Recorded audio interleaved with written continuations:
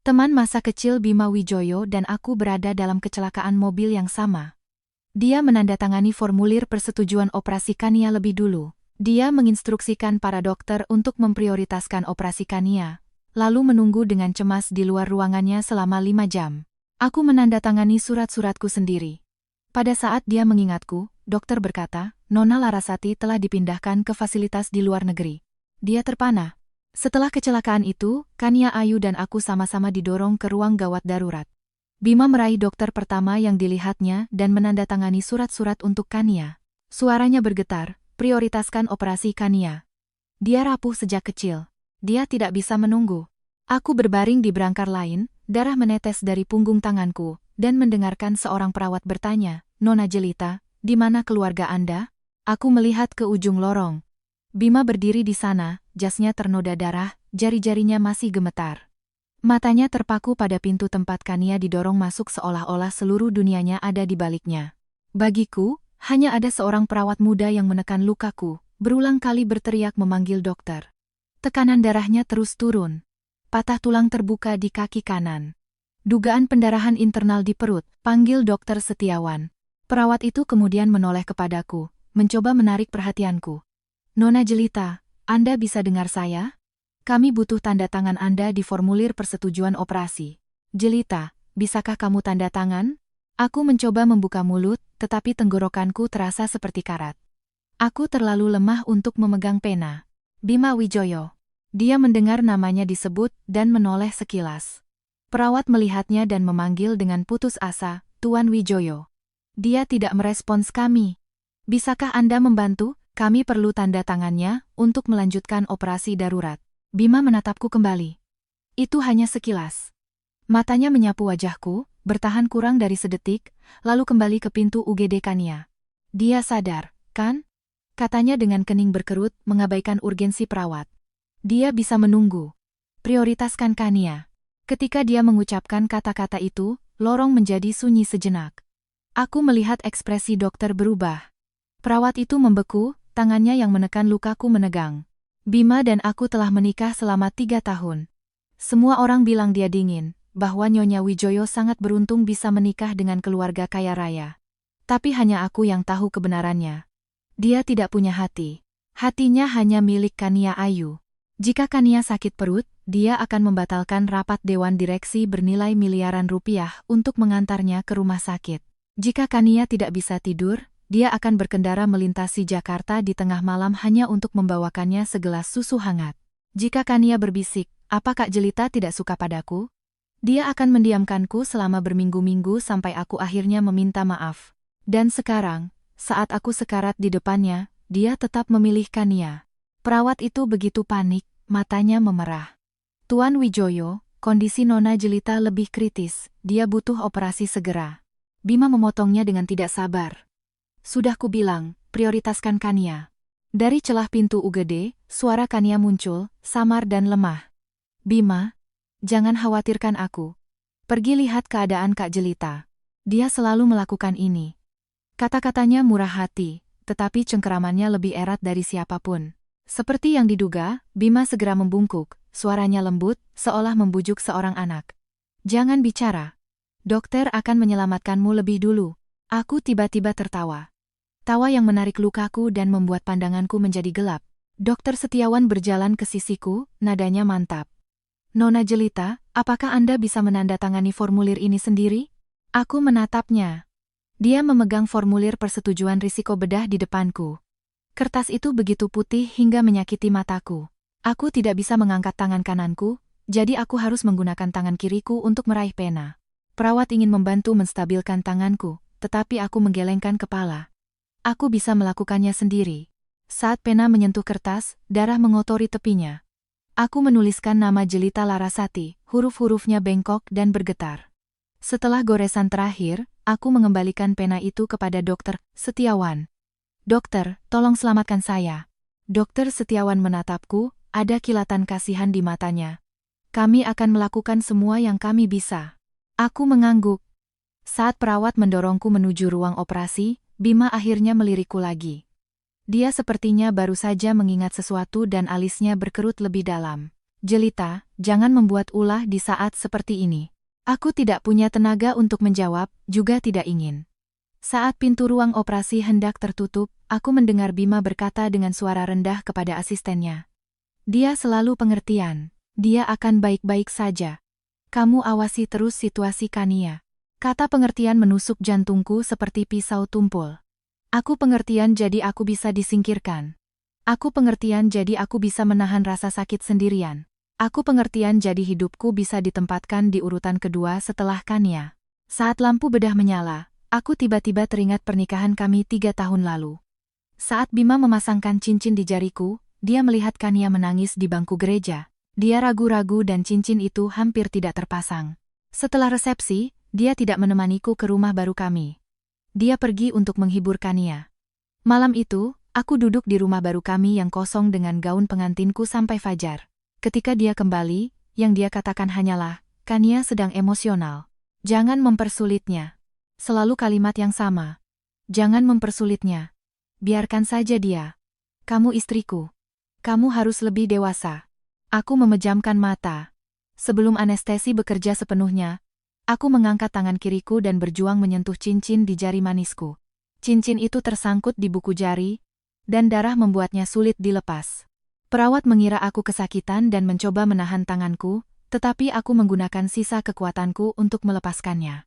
Kulitku robek dan butiran darah muncul. Aku meletakkan cincin itu di nampan di sebelah meja operasi. Tolong simpan ini. Perawat itu bertanya dengan lembut, apakah ini sangat penting? Aku menatap cincin itu. 3 tahun pernikahan, 3 tahun toleransi, 3 tahun menipu diri sendiri. Pada akhirnya, itu hanyalah sebuah lingkaran logam yang dingin. Tidak lagi, kataku. Tepat sebelum anestesi bekerja sepenuhnya, aku mendengar langkah kaki di luar, seseorang berteriak, tanda-tanda vital Nona Kania stabil. Bersiap untuk observasi. Lalu suara Bima yang penuh kelegaan. Selama Kania baik-baik saja. Aku tenggelam dalam kegelapan. Pada saat itu, aku akhirnya mengakuinya. Bukan karena Bima tidak punya waktu untuk mencintaiku. Dia hanya tidak pernah menempatkanku di urutan pertama. Ketika aku bangun, tenggorokanku terasa seperti digaruk dengan amplas. Ruangan itu kosong. Tidak ada Bima, tidak ada keluarga Wijoyo, hanya cahaya putih yang dingin dan bunyi mesin yang berbunyi. Aku mencoba menggerakkan kaki kananku dan rasa sakit yang merobek menjalari tubuhku. Perutku terbungkus perban tebal dan setiap napas terasa seperti ditusuk jarum. Seorang perawat menyadari aku sudah bangun dan segera memanggil Dokter Setiawan. Dia membolak-balik catatanku dan melirikku. Nona Jelita, operasi Anda berhasil. Namun, pemulihannya akan lama. Kaki kanan Anda akan memerlukan operasi rekonstruksi kedua, dan kami perlu memantau luka perut untuk risiko infeksi. Suaraku serak. Kania? Dokter Setiawan berhenti sejenak. Gegar otak ringan dan beberapa lecet di lengan. Dia sudah dipindahkan ke ruang perawatan biasa. Aku memejamkan mata. Tentu saja, orang yang diprioritaskan Bima untuk dioperasi jauh lebih ringan lukanya daripadaku. Apakah Bima pernah ke sini? Tanyaku. Wajah perawat itu menjadi canggung. Dokter Setiawan tidak menyembunyikan kebenaran. Tidak, dia bersama Nona Kania sepanjang waktu. Ruangan menjadi sunyi, aku tidak menangis. Mungkin operasi itu telah menguras semua air mataku. Atau mungkin tali di dalam diriku akhirnya putus. Aku hanya menatap langit-langit dan berkata pelan, ponselku. Perawat menyerahkannya kepadaku. Layarnya setengah retak, tapi untungnya masih bisa menyala. Tidak ada satupun panggilan tak terjawab. Tidak ada pesan dari Bima, yang namanya terpampang di bagian atas aplikasi pesanku. Namun, ibu mertuaku meninggalkan beberapa pesan suara. Aku memutar yang pertama. Jelita, kasihan Kania ketakutan. Sebagai kakak ipar, kamu harusnya menjenguknya saat kamu bangun. Jangan mempersulit Bima. Yang kedua. Jangan berani-beraninya kamu membuat ulah hanya karena Bima menandatangani surat Kania lebih dulu. Kamu tahu betapa rapuhnya dia sejak kecil. Yang ketiga. Seorang istri dari keluarga Wijoyo harus bersikap tenang dan berwibawa. Jika kamu benar-benar mencintai Bima, jangan menambah masalah untuknya di saat seperti ini. Aku mendengarkan, lalu meletakkan ponsel menghadap ke bawah di atas selimut. Jadi, aku yang hampir mati ini hanya menambah masalah untuk Bima. Mata perawat itu berkaca-kaca. Nona Jelita, Anda perlu istirahat. Aku mengangguk, mengambil ponsel lagi, dan menelepon nomor yang sudah lama tidak aku hubungi. Berdering 3 kali sebelum seseorang menjawab. Yelita? Saat aku mendengar suara Dewi, hidungku terasa perih. Dewi adalah sahabat ibuku sebelum beliau meninggal. Dia kemudian pindah ke Swiss dan menjalankan klinik rehabilitasi elit. Sebelum aku menikah, dia pernah mendesakku untuk pergi ke luar negeri untuk program terapi seni. Aku menolaknya demi Bima. Pernikahan juga perlu dikelola, kataku saat itu. Dewi terdiam lama sebelum menjawab. Jelita, jangan sampai kamu mengelola dirimu sendiri hingga tak bersisa. Sekarang kata-katanya menjadi kenyataan. Sambil menggenggam ponsel, aku berkata pelan, Tante Dewi, aku ingin datang berobat ke tempatmu secepatnya. Ada keheningan 2 detik di seberang sana. Lalu dia berkata, kirimkan rekam medismu. Aku akan mengatur semuanya. Tidak ada pertanyaan, tidak ada menyalahkan, hanya tindakan tegas. Aku menyerahkan ponsel kepada perawat dan memintanya untuk memotret halaman sampul catatanku dan catatan operasi. Dokter Setiawan menatapku.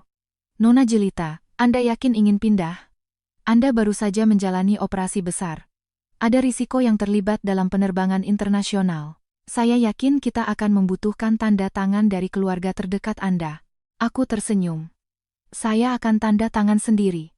Ekspresi Dokter Setiawan menjadi rumit. Tuan Wijoyo adalah suami Anda. Secara hukum, aku memotongnya. Dia tidak menandatangani untuk operasi saya saat kecelakaan. Dia tidak perlu menandatangani untuk kepindahan saya sekarang.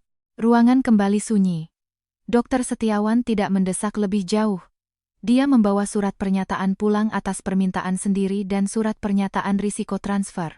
Tangan kiriku terhubung ke infus dan aku tidak bisa mengangkat tangan kananku, jadi aku harus menggeser tubuhku. Perawat memegang kertas itu dengan stabil saat aku menandatangani Jelita Larasati untuk kedua kalinya. Yang pertama untuk bertahan hidup, yang kedua untuk pergi. Sore itu, tim yang diatur Dewi tiba. Mereka adalah tim medevac internasional swasta, terakreditasi penuh dan efisien. Mereka berkomunikasi dengan Dokter Setiawan, memastikan peralatan transportasi, dan menghubungi rumah sakit di luar negeri. Aku sadar sepenuhnya, dan kooperatif sepanjang waktu. Saat seorang perawat membantuku berkemas, dia mengeluarkan kantong bukti bening dari laci. Di dalamnya ada cincin kawinku. Nona Yelita, ini. Aku meliriknya, memasukkannya ke dalam tasku. Dia bertanya dengan hati-hati. Anda tidak akan memakainya? Tidak. Dia tidak berkata apa-apa lagi. Saat senja, serangkaian langkah kaki tergesa-gesa bergema dari lorong. Aku pikir itu Bima. Tapi ketika pintu terbuka, itu adalah asistennya, Adit. Dia melihat peralatan transportasi di samping tempat tidurku dan tampak terkejut. Nyonya Wijoyo, apa ini? Panggil saya Nona Larasati, aku mengoreksinya. Adit menjadi lebih bingung. Pak Bima masih bersama Nona Kania. Beliau meminta saya datang untuk melihat apakah ibu sudah bangun. Aku menatapnya. Dia mengirimmu? Adit menundukkan kepalanya. Nona Kania tadi bilang merasa pusing. Pak Bima tidak bisa pergi. Aku tertawa dan gerakan itu mengirimkan rasa sakit yang membakar melalui lukaku, menyebabkan keringat membasahi dahiku. Adit dengan cepat berkata, Nona Larasati, tolong jangan salah paham. Pak Bima sangat khawatir tentang Anda. Cukup khawatir, sehingga dia menunggu sampai sekarang untuk mengirim asistennya. Adit tidak bisa menjawab. Aku mengambil ponselku dan membuat cadangan pesan suara ibu mertuaku, stempel waktu rumah sakit, dan foto-foto formulir persetujuan yang ditandatangani ke iCloud-ku. Lalu, aku berkata kepada Adit, tolong sampaikan pada Bima Wijoyo bahwa aku sudah selesai menunggu, dan berikan ini padanya. Aku mengeluarkan cincin kawin dari tasku, meletakkannya di dalam kotak pil kosong, dan mengulurkannya. Wajah Adit berubah. Ini tidak pantas, Bu. Tidak ada yang tidak pantas. Aku bersandar di bantal. Karena dia memilih untuk tinggal di sisi Kania Ayu, dia tidak perlu membawa pernikahanku bersamanya lagi. Adit tidak berani mengambilnya. Aku meletakkan kotak itu di meja samping tempat tidur. Jika kamu tidak mengambilnya, aku akan meminta perawat untuk membuangnya. Dia tidak punya pilihan selain mengambilnya. Saat tim medis mendorongku keluar dari ruangan, suara tangisan Kania terdengar dari ujung lorong. Bima, apa aku membuat Kak Jelita marah? Kamu harusnya pergi menemuinya. Suara Bima yang rendah dan menenangkan menyusul. Dia tidak akan benar-benar marah. Kamu yang paling penting saat ini. Berbaring di ranjang transportasi, aku melihatnya melalui pintu yang setengah terbuka. Punggungnya menghadapku, punggung yang sama yang kulihat dari pernikahan, kecelakaan mobil, hingga rumah sakit. Selalu berpaling dariku. Aku membuang muka. Saat berangkar melewati pos perawat, Dokter Setiawan memberiku sebuah amplop tertutup. Ini adalah salinan rekam medis Anda, catatan operasi, dan waktu triase. Anda mungkin membutuhkannya nanti. Aku mengambilnya. Terima kasih. Dia merendahkan suaranya. Nona Larasati, hiduplah dengan baik. Aku mengangguk. Saat pintu lift tertutup, aku melihat lantai gawat darurat untuk terakhir kalinya. Di sana ada darahku, operasiku, cincin kawinku, dan bara harapan terakhirku yang sekarat. Lift turun. Ponselku bergetar. Sebuah pesan teks dari Bima. Akhirnya. Hanya satu baris. Kamu sudah bangun. Jenguk Kania. Dia tidak berhenti menangis. Aku menatap teks itu, dengan tenang mematikan layar, dan memblokir nomornya. Bima Wijoyo mengingatku pada pukul 9 malam. Saat itu, aku sudah naik jet medevac di bandara. Adit menceritakan apa yang terjadi kemudian.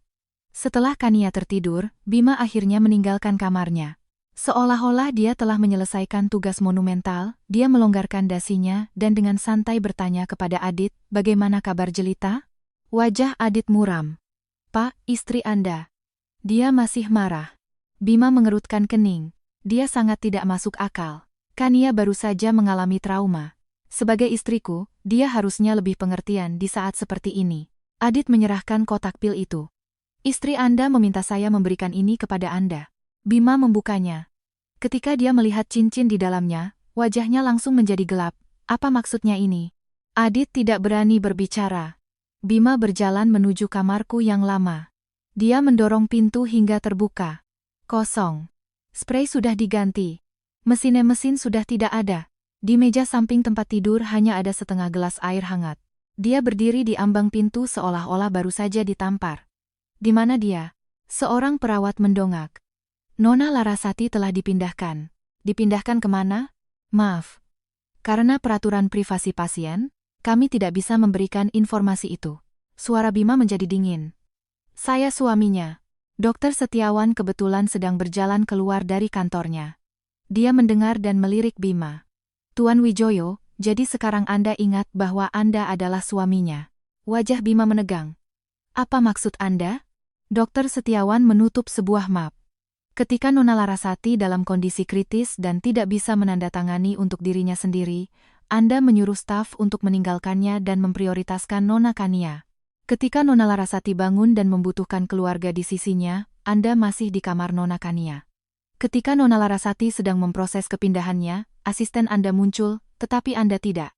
Setiap kalimat itu seperti siraman air dingin di wajah Bima. Dia menahan amarahnya. Saya tidak tahu dia terluka parah. Tatapan Dokter Setiawan menjadi lebih dingin. Perawat sudah memberitahu Anda.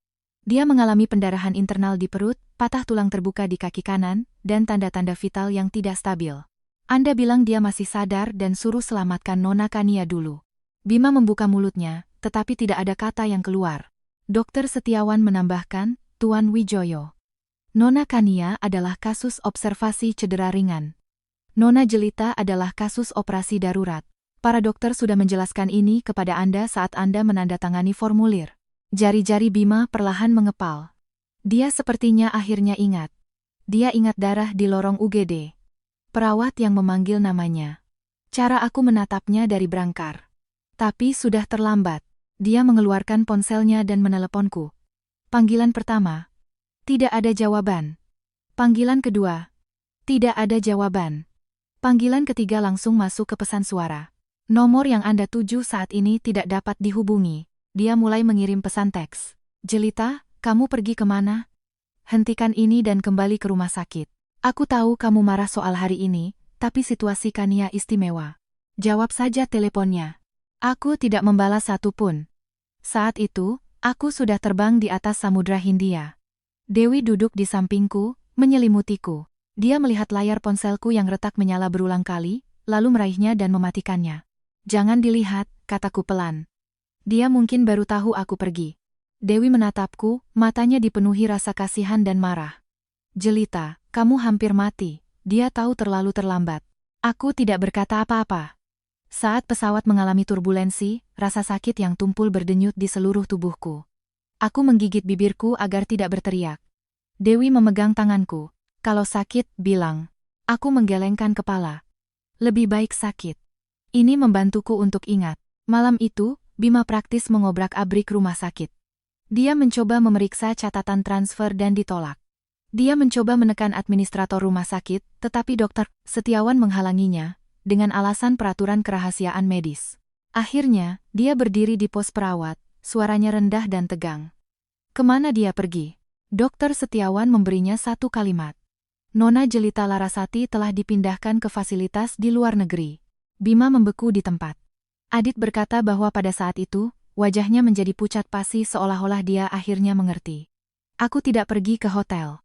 Aku tidak merajuk. Aku tidak menunggunya untuk membelikanku tas dan membujukku. Aku telah pergi, benar-benar pergi.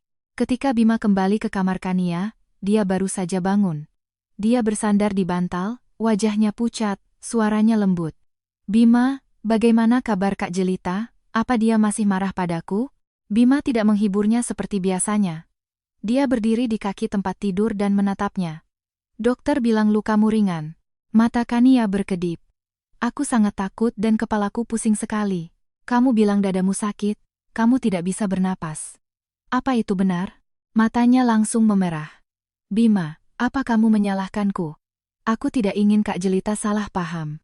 Mungkin aku harus pergi dan minta maaf padanya. Bima memejamkan mata. Dia sudah pergi. Kania membeku. Pergi kemana? Ke luar negeri. Ruangan menjadi sunyi. Kania dengan cepat menundukkan kepalanya, air mata jatuh. Ini semua salahku. Kalau bukan karena aku, Kak Jelita tidak akan semarah ini. Di masa lalu, air matanya akan meluluhkan Bima seketika. Tapi kali ini, dia hanya menatap keluar jendela. Dia tidak marah, katanya perlahan. Dia mengembalikan cincinnya. Jari-jari Kania mencengkeram sudut spray. Aku belajar kemudian bahwa Bima tidak tidur malam itu. Dia pergi ke garasi parkir dan duduk di SUV-nya sampai pagi, menggulir riwayat pesan teks kami. Semakin jauh ke belakang dia pergi, semakin dia terdiam. Selama 6 bulan terakhir, percakapan kami hampir seluruhnya sepihak. Dariku, Bima, aku tinggalkan laporan kontrol ibumu di ruang kerjamu. Aku sudah siapkan hadiah untuk acara amal di kediaman keluarga. Kania bilang dia tidak enak badan. Aku sudah buatkan janji dokter untuknya. Info asuransi ada di laci kiri. Apa kamu akan pulang untuk ulang tahun pernikahan kita? Balasannya jarang. Oke. Kamu urus saja. Jangan banyak pikiran. Yaga Kania. Dia akhirnya menyadari bahwa hubungan kami tidak tiba-tiba menjadi dingin. Hanya saja aku telah menjadi satu-satunya yang menjaga api begitu lama sehingga akhirnya aku terbakar habis. Keesokan paginya, ibu mertuaku mendengar aku pergi ke luar negeri dan segera menelepon Bima. Apa maksudnya ini? Kabur ke Eropa setelah kecelakaan mobil. Apa dia mau membuat keluarga Wijoyo jadi bahan tertawaan di klub? Suara Bima serak. Bu, dia terluka parah. Kalaupun dia terluka, dia tidak bisa begitu saja membuang sopan santun. Kania masih di rumah sakit. Sebagai kakak ipar, dia bahkan tidak menjenguk, malah melepas cincinnya untuk mengancammu. Bima terdiam lama. Ibunya melanjutkan, Bima, kamu tidak bisa memanjakan perempuan. Jangan mengejarnya. Dia tidak punya keluarga yang mendukungnya. Dia akan kembali sendiri dalam beberapa hari. Bima dulu percaya itu. Dia selalu berpikir, aku tidak punya jalan keluar. Orang tuaku sudah lama meninggal, dan aku jauh dari keluarga besarku. Setelah menikah dengannya, aku telah menjadikan keluarga Wijoyo sebagai keluargaku sendiri. Dia yakin aku tidak akan pernah pergi. Tapi dia tidak tahu bahwa setelah seseorang menandatangani formulir persetujuan operasinya sendiri di ambang kematian, mereka tidak lagi membutuhkan orang lain sebagai jalan keluar. Mereka menjadi jalan keluar mereka sendiri. 3 hari kemudian, Bima menerima email dari seorang pengacara. Pengirimnya dari Surya Praja Associates. Judul subjeknya jelas. Mengenai pembubaran pernikahan dan pembagian aset untuk Nona Jelita Larasati dan Tuan Bima Wijoyo. Bima menatap layar selama 1 menit penuh tanpa bergerak, lalu dia bangkit dan menekan nomorku. Masih tidak tersedia. Dia menelepon pengacara itu. Suara Leo Surya Praja sopan dan tenang. Tuan Wijoyo, kondisi fisik Nona Larasati saat ini membuat komunikasi langsung dengan Anda tidak dianjurkan. Mohon arahkan semua urusan lebih lanjut melalui firma saya. Bima mengertakkan gigi. Apa dia yang menyuruhmu mengirim ini? Apa dia menuntut cerai? Di mana dia? Leo berhenti sejenak. Tuan Wijoyo. Anda sudah menyia-nyiakan satu kesempatan untuk mengetahui kondisinya di rumah sakit. Anda tidak lagi memiliki hak untuk menanyakan lokasinya. Panggilan berakhir. Bima, sambil menggenggam ponselnya, merasakan kepanikan yang sesungguhnya untuk pertama kalinya. Selama minggu pertamaku di pusat rehabilitasi di Swiss, rasa sakit membuatku tidak bisa tidur. Kaki kananku memakai penyangga dan aku tidak bisa mengambil risiko menarik luka di perutku. Seorang perawat yang hanya membantuku duduk akan membuatku basah oleh keringat dingin. Dewi menyewa terapis fisik terbaik untukku. Selama sesi latihan kaki pertamaku, rasa sakitnya begitu hebat hingga pandanganku menjadi hitam dan aku hampir menggigit bibirku sampai putus. Terapis bertanya, "Mau istirahat?" Aku melihat pegunungan yang tertutup salju di luar jendela dan berkata, "Lanjutkan." Saat itu, aku tidak lagi memikirkan Bima. Bukan karena sakit hatinya hilang, melainkan karena rasa sakit fisik itu begitu spesifik dan menyita perhatian sehingga membayangi rasa sakit di hatiku. Setiap hari ketika aku bangun, suhu tubuhku diukur, perbangku diganti, pemeriksaan, terapi fisik, makan, dan tidur. Setiap tugas adalah tentang bertahan hidup. Bima adalah bagian dari dunia lama, dunia yang hampir meninggalkanku di luar ruang operasi. Pada hari ke-7, Leo mengirimiku draft perjanjian cerai yang telah dia susun. Dia adalah judul universitas, sekarang menjadi pengacara hukum keluarga yang kejam. Dia datang ke pernikahanku 3 tahun lalu.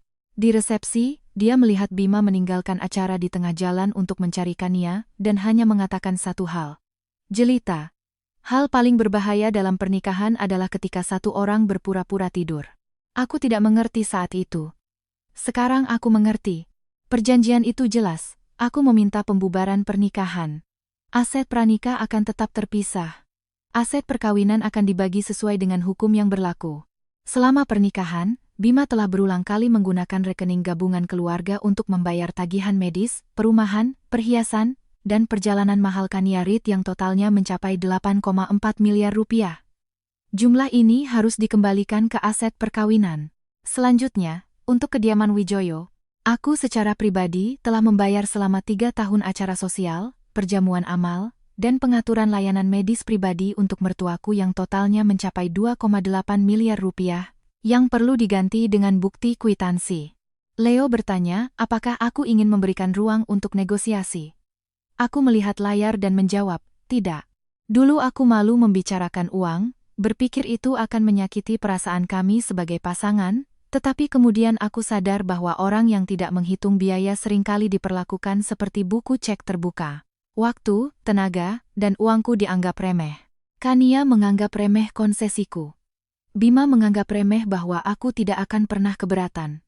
Jadi, aku akan menghitung setiap sennya. Hari ketika surat cerai tiba di kediaman Wijoyo, mertuaku sedang minum teh.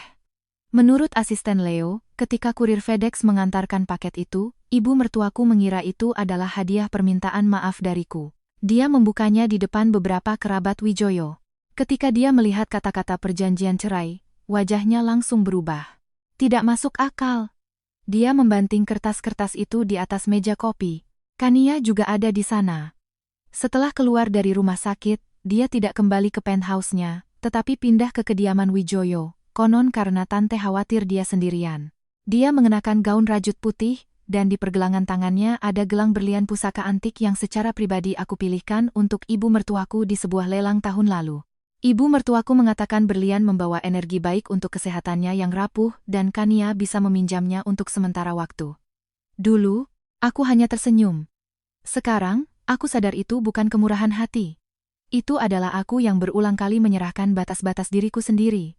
Ibu mertuaku memegang perjanjian itu, suaranya tajam. Dia berani minta uang? Dia sudah tinggal di keluarga ini selama 3 tahun, makan makanan kita, tinggal di rumah kita, dan sekarang setelah satu insiden kecil, dia mau bagian dari kekayaan?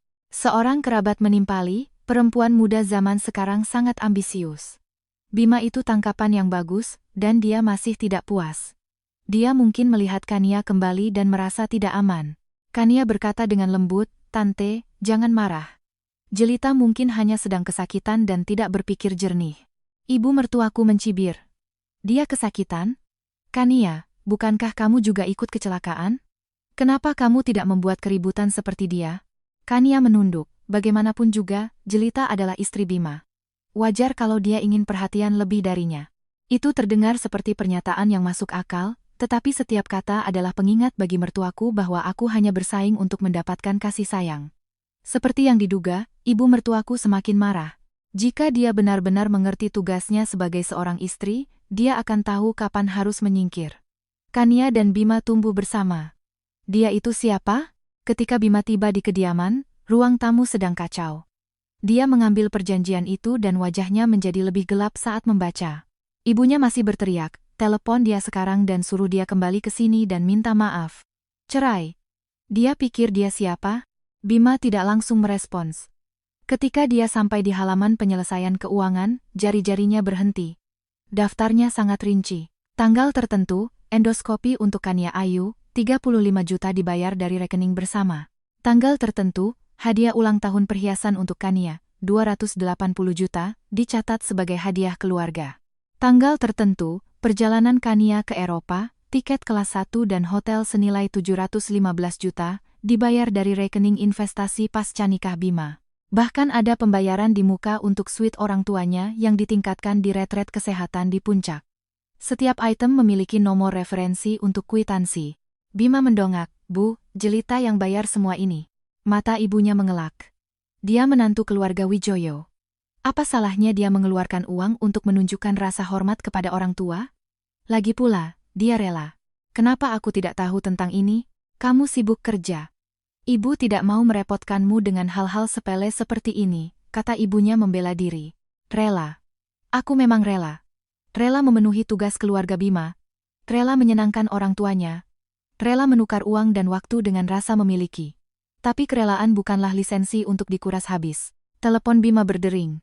Itu Leo. Dia menjawab dan menyalakannya dengan pengeras suara. Suara Leo mantap. Tuan Wijoyo, perjanjian telah dikirimkan. Nona Larasati mengharapkan tanggapan dalam 7 hari. Bima menahan amarahnya. Saya mau bicara langsung dengannya. Nona Larasati menolak. Saya suaminya. Saat ini, ya. Tapi itu tidak menghalanginya untuk menggunakan penasihat hukum. Ibunya menyambar telepon. Katakan pada Jelita Larasati jika dia mau cerai, dia bisa pergi tanpa apa-apa. Keluarga Wijoyo tidak akan memberinya 1 sen pun. Leo berhenti sejenak. Nyonya Wijoyo, Nona Larasati, tidak meminta apapun yang bukan miliknya menurut hukum negara. Sebaliknya, jika keluarga Wijoyo menolak untuk menyelesaikan dana yang dia talangi secara pribadi, kami akan melanjutkan dengan tuntutan hukum perdata. Ibunya gemetar karena marah. Anda mengancam saya? Bukan ancaman, pemberitahuan. Panggilan berakhir. Ruang tamu sunyi senyap. Kania berdiri, matanya merah. Bima, mungkin aku harus pergi menjelaskan pada Jelita. Aku tidak tahu uang itu dari rekening gabungan kalian. Aku bisa bayar kembali pelan-pelan. Ibunya langsung protektif. Bayar apa? Kamu sedang tidak sehat. Sudah sepantasnya Bima menjagamu. Tapi Bima hanya menatapnya. Kania, apa kamu tahu dari mana uang itu berasal? Wajah Kania memucat. Aku pikir itu uangmu. Bima tidak bertanya lagi. Dia menggenggam perjanjian itu, berbalik, dan meninggalkan kediaman. Malam itu, dia mengirimi saya email yang sangat panjang. Ini adalah pertama kalinya sejak kecelakaan itu dia menulis begitu banyak kata kepadaku. Dia bilang dia tidak tahu aku terluka begitu parah. Dia bilang dia panik di rumah sakit hari itu. Dia bilang Kania rapuh sejak kecil, dan dia hanya terbiasa merawatnya lebih dulu. Dia bilang kata-kata ibunya tidak mewakili perasaannya. Di akhir, dia menulis, Jelita, perceraian bukan masalah kecil. Kalau kamu sudah merasa lebih baik, kita bicara langsung. Aku membacanya dan hanya membalas dengan 4 kata. Lanjutkan sesuai perjanjian. Setelah mengirimnya, aku mematikan MacBookku dan melanjutkan terapi fisikku. Terapis membantuku berdiri. Kaki kananku bergetar hebat. Setiap langkah terasa seperti berjalan di atas pisau, tapi aku tetap mengambil 1 langkah, lalu 1 lagi, dan 1 lagi. Jendela di belakangku memantulkan wajahku pucat, kurus, tetapi mataku jernih. Aku tiba-tiba mengerti. Meninggalkan Bima seperti terapi fisik. Akan sakit, aku akan jatuh, dan luka lama akan robek lagi dan lagi. Tapi selama aku tidak berhenti, aku pada akhirnya akan bisa berdiri dengan kedua kakiku sendiri lagi. Gelombang kepanikan kedua Bima datang ketika dia melihat laporan triase rumah sakit. Itu adalah bagian dari salinan rekam medisku yang diberikan Dokter Setiawan. Di sana tertulis hitam di atas putih, jelita Larasati, triase level 1, trauma tumpul abdomen, dugaan perdarahan internal, patah tulang terbuka tungkai bawah kanan. Diperlukan operasi segera. Kania Ayu, triase level 3. Gegar otak ringan, memar jaringan lunak tungkai atas kiri, vital stabil. Direkomendasikan observasi. Waktunya juga dicatat dengan jelas. Aku masuk UGD 3 menit sebelum Kania. Pertama kali perawat meminta tanda tangan keluarga adalah pukul 14,47. Waktu Bima menandatangani formulir persetujuan Kania adalah pukul 14,51. Waktu aku menandatangani sendiri adalah pukul 14,56. 5 menit. Cukup waktu untuk melihat sebuah pernikahan apa adanya. Leo mengumpulkan informasi ini ke dalam pemberitahuan hukum dan mengirimkannya ke Bima. Setelah menerimanya, Bima meneleponku 17 kali berturut-turut. Aku tidak menjawab satupun. Dia pergi mencari Dokter Setiawan lagi. Dokter sedang melakukan ronde dan Bima mencegatnya di koridor. Apa ada kesalahan dalam catatan? Dokter Setiawan menatapnya. Tuan Wijoyo, bagian mana yang Anda harapkan salah? Wajah Bima muram. Kania terlihat sangat serius saat itu. Nona Kania terus mengatakan dia pusing dan sakit dada, tetapi tes tidak menunjukkan indikator yang memerlukan operasi prioritas. Tapi dia punya jantung yang lemah sejak kecil. Dokter Setiawan membuka hasil tes. Kami sudah periksa. Tidak ada masalah jantung akut. Bima terpana. Kania rapuh sejak kecil. Kalimat itu telah menjadi kartu bebas penjara.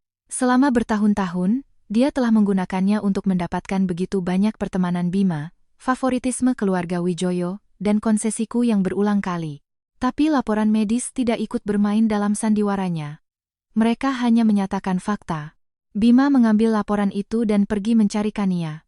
Dia berada di taman kaca di kediaman Wijoyo, menyeruput teh artisan dari cangkir porselen. Ketika dia melihatnya, dia buru-buru meletakkan cangkir dan menarik selendang kasmirnya lebih erat. Bima, apa yang kamu lakukan di sini? Bukankah di kantor sedang sibuk? Bima meletakkan laporan itu di depannya. Di hari kecelakaan, kenapa kamu bilang tidak bisa bernapas? Kania membeku. Aku hanya sangat takut. Dokter bilang kamu tidak punya masalah jantung. Matanya langsung memerah. Jadi sekarang kamu pikir aku pura-pura? Bima tidak berkata apa-apa. Air mata Kania jatuh dengan cepat. Aku tahu jelita menyalahkanku, tapi aku juga tidak ingin kecelakaan itu terjadi. Bima, kamu tidak pernah seperti ini sebelumnya. Kamu tidak pernah meragukanku karena orang lain. Orang lain. Dia menyebutku orang lain. Aku, istri sah Bima Wijoyo, hanyalah orang luar dalam kata-katanya. Bima menatapnya, dan tiba-tiba merasa seperti dia adalah orang asing, tapi dia masih belum sepenuhnya memutuskan hubungan. Lebih dari 1 dekade sejarah bersama bukanlah kebohongan. Perhatiannya pada Kania telah menjadi kebiasaan. Hal paling menakutkan tentang kebiasaan adalah itu membuatmu salah mengira favoritisme sebagai tanggung jawab. Dan Kania memahami ini dengan sangat baik. Dia menangis terseduh-seduh, dan tak lama kemudian, orang tuanya bergegas masuk. Bima, apa kamu menekan Kania lagi? Dia baru saja keluar dari rumah sakit. Apa kamu sudah gila? Bima dengan lelah memijat pangkal hidungnya. Bu, jelita terluka jauh lebih parah darinya. Ibunya mencibir. Terus kenapa? Bukankah dia pulih dengan baik di luar negeri sekarang? Kania di sini sendirian. Kalau kamu tidak merawatnya, siapa lagi? Dia punya orang tua. Orang tuanya tidak pernah ada. Kamu tahu itu. Jelita juga tidak punya orang tua. Mendengar itu, ibunya terdiam sejenak, lalu dia mengerutkan kening. Kenapa kamu membandingkan mereka? Jelita menikah dengan keluarga kita. Dia harus mengutamakan keluarga Wijoyo. Untuk pertama kalinya, Bima tidak membantah. Dia tiba-tiba teringat hari sebelum kecelakaan. Aku meneleponnya. Itu adalah hari peringatan kematian ibuku, dan aku bertanya apakah dia bisa pergi ke pemakaman bersamaku. Dia berkata di telepon, Kania sedang tidak baik-baik saja hari ini. Aku harus membawanya ke spesialis. Kamu pergi sendiri saja. Aku terdiam lama sebelum hanya mengatakan oke. Dia tidak mendengar kekecewaan dalam suaraku saat itu. Atau mungkin dia mendengarnya dan tidak peduli. Mengingat kembali sekarang, Bima menyadari okeku menjadi lebih pendek dan lebih ringan seiring waktu, seperti seseorang yang perlahan menarik diri dari suatu hubungan. Dia baru menyadarinya terlalu terlambat. Sementara itu, Kania memulai serangan baliknya. Dia tidak menjelek-jelekanku secara langsung. Dia hanya memposting foto dari ranjang rumah sakit di Instagramnya. Keterangannya berbunyi, baru setelah kecelakaan kamu menyadari beberapa hubungan tidak bisa menahan kesalahpahaman.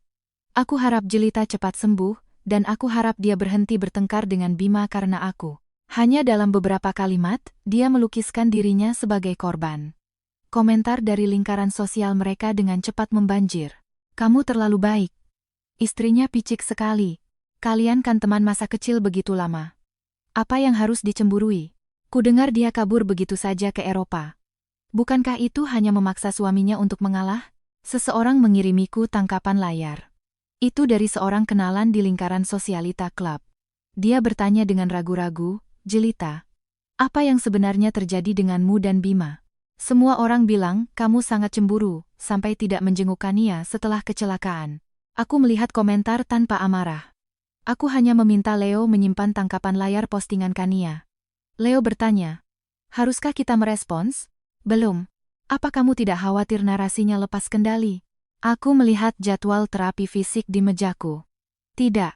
Semakin banyak dia memposting, semakin banyak bukti yang dia tinggalkan. Malam itu, aku memposting sesuatu di media sosialku sendiri. Tidak ada kata-kata, hanya satu foto. Foto itu menunjukkan penyangga di kaki kananku, perban tebal di perutku, dan tulisan trauma level 1 di rekam medisku. Bima tidak ada dalam bingkai. Kania tidak ada dalam bingkai. Tidak ada keluhan. Dalam 10 menit, bagian komentar menjadi sunyi. Orang-orang yang tadinya bergosip mulai mengirimiku pesan pribadi. Jelita, kamu terluka parah begini. Kupikir mereka bilang Kania yang dalam bahaya. Bima tidak bersamamu? Aku tidak membalas siapapun. Aku hanya meletakkan ponselku dan melanjutkan latihanku. Keesokan harinya, postingan Kania dihapus, tetapi sudah terlambat. Leo telah menyimpan semua tangkapan layar, komentar, dan catatan berbagi. Bima melihat postinganku juga. Dia menatap foto itu untuk waktu yang lama. Adit berdiri di sampingnya, tidak berani bernapas. Bima tiba-tiba bertanya, berapa panjang lukanya? Adit berkata pelan, dokter bilang lebih dari 20 jahitan di perut, dan kakinya mungkin perlu operasi lagi nanti. Warna pucat menyebar di wajah Bima. Dia tidak memberitahuku. Adit tidak bisa menahan diri. Pak, saat istri Anda bangun, Anda menyuruhnya pergi menemui Nona Kania. Kantor menjadi sunyi senyap. Bima menatapnya. Adit segera menundukkan kepalanya. Maaf, Pak. Bima tidak marah. Dia hanya bersandar di kursinya seolah-olah dipukul oleh sesuatu. Setelah beberapa saat, dia berbisik, apa yang telah kulakukan? Tidak ada yang menjawab. Jawabannya terlalu jelas. Ketika aku paling membutuhkannya, dia telah meninggalkanku sendirian di depan formulir risiko bedah. Bima dan aku berbagi lokasi kami di aplikasi lacak lokasi. Dia memintaku untuk menyalakannya di tahun pertama pernikahan kami. Aku khawatir kamu sendirian di kota, katanya. Aku percaya padanya. Belakangan, aku sadar kekhawatirannya selektif. Dia akan memeriksa lokasiku tetapi tidak menjawab panggilanku. Dia tahu aku ada di kediaman keluarga bekerja sampai larut tetapi menyuruh sopir pulang lebih dulu. Dia tahu aku menunggunya di tengah hujan tetapi akan mengirim pesan, Kania takut petir. Aku tidak pulang malam ini. 10 hari setelah kecelakaan itu, aku membuka pengaturan iPhone-ku dan mematikan berbagi lokasi. Sebuah notifikasi muncul. Berhenti berbagi lokasi dengan Bima Wijoyo. Aku mengetuk konfirmasi. Pada saat yang sama, di Jakarta sudah tengah malam. Bima berada di ruang kerjanya meninjau dokumen ketika ponselnya bergetar dengan peringatan. Jelita Larasati telah berhenti berbagi lokasinya dengan Anda. Dia menatap kata-kata itu untuk waktu yang lama tanpa bergerak. Adit berkata malam itu, Bima membuat panggilan tak terhitung jumlahnya ke dukungan teknis, ke penyelidik swasta, bahkan bertanya apakah lokasiku bisa dilacak melalui transaksi kartu kredit. Dia menemukan bahwa kartu kredit platinum yang aku gunakan selama pernikahan kami telah dinonaktifkan 3 hari sebelumnya. Dia tidak memiliki akses ke rekening bank pribadiku, tidak ada otoritas atas keuanganku sendiri. Saat itulah dia menyadari bahwa aku tidak pernah bergantung pada keluarga Wijoyo. Hanya saja sebelumnya aku bersedia membiarkan pintu terbuka. Sekarang aku telah menutupnya. Berdiri di depan jendela kantornya yang setinggi langit-langit, dia mengirimiku pesan. Jelita, nyalakan kembali lokasimu. Aku tidak membalas. Dia mengirim lagi. Aku hanya khawatir tentangmu. Masih tidak ada balasan. Setengah jam kemudian, pesan ketiga datang, jangan hukum aku seperti ini. Ketika aku melihatnya, aku sedang berpegangan pada pegangan, berlatih berjalan. Terapis menghitung ritme di sampingku. 1, 2, 3.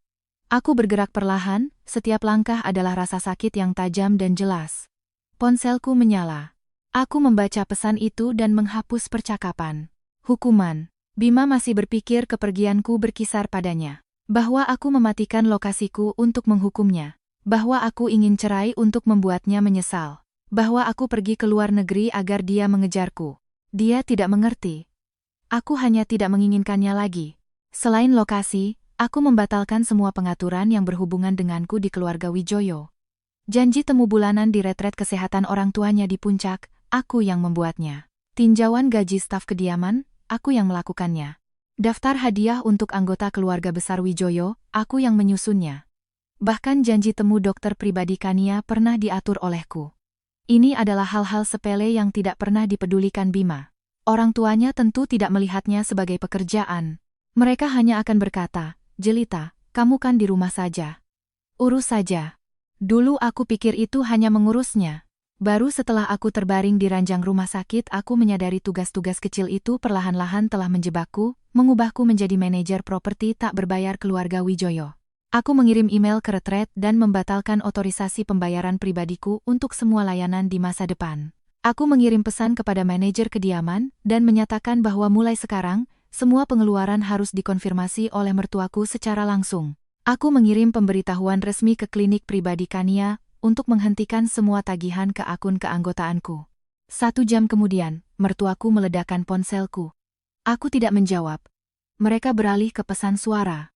Jelita, apa maksudnya ini? Retret bilang biaya bulan ini belum dibayar. Apa kamu mau aku jadi bahan tertawaan? Staf di kediaman menanyakan dokumen penggajian padaku. Aku tidak tahu apa-apa tentang ini. Kania pergi untuk kontrol hari ini dan klinik bilang akun anggotanya dibekukan. Apa kamu mau picik soal ini juga? Telepon aku kembali segera. Aku meneruskan pesan suara itu ke Leo. Dia menjawab dengan satu kata. Bagus. Malam itu, mertuaku menerima surat dari firmanya. Surat itu mengingatkan mereka bahwa aku tidak memiliki kewajiban hukum untuk terus mendanai retret pribadi mereka, biaya sosial kediaman, atau akun medis Kania Ayu. Surat itu juga menyatakan bahwa setiap pelecehan lebih lanjut akan mengakibatkan perintah penahanan. Marah, ibu mertuaku menyerbu ke kantor Bima di Wijoyo Corporation. Dia membanting surat pengacara di mejanya. Lihat istri hebat yang kamu nikahi, dia mencoba membunuhku. Wajah Bima muram setelah membacanya. Bu, dia seharusnya tidak bertanggung jawab atas hal-hal ini sejak awal. Ibunya tidak percaya. Kamu membelanya sekarang? Saya hanya menyatakan fakta. Faktanya adalah dia menikah dengan keluarga Wijoyo, menikmati kekayaan Wijoyo, dan dia harus menanggung tanggung jawab Wijoyo. Bima mendongak.